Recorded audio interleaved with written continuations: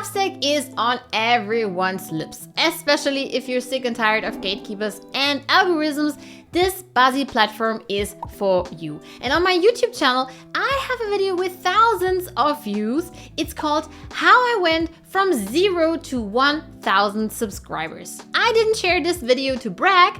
I shared this to show what's possible if you put effort, tears, and sweat into your mailing list, which is the most valuable asset in your online business. So based on this video, I got a lot of questions, and the most common question is, what is the right way to use Substack? Spoiler alert, there isn't one right way to do Substack. Substack is free to use. It's great because there aren't any annoying ads popping up, and you don't have to worry about surprise costs. So if you have some stories that people pay to read, Substack just takes 10% of the money, but you get to keep 90% of it. In comparison, depending on the size of your mailing list, for instance on ConvertKit, where my husband Patrick God is, you have to pay if you have 1,000 subscribers. Going paid or not is up to you.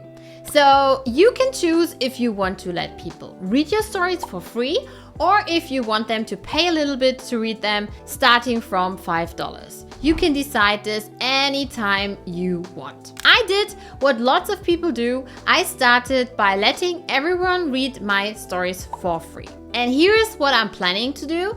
I'll make some of my stories special, meaning people have to pay a little to read these special stories. But I will still write lots of stories that everyone can read for free. I guess it will be 70% paywalled and 30% free. You could also offer people to pay for your Substack and make all your content free. Or you turn on pledges to see if people would be willing to pay for your stories, as I did. Similar to Medium.com, Substack has a built-in audience, and most of the people there are writers. In Substack Notes, which I call the Twitter for writers, you can share your first stories with the community and will get feedback if other writers can resonate with it. It's like having a friendly neighborhood online where even if you're just starting and don't have many readers, people are still nice and welcoming. Plus, on Substack, there are no gatekeepers. For instance, the gatekeepers on Medium.com with the boost,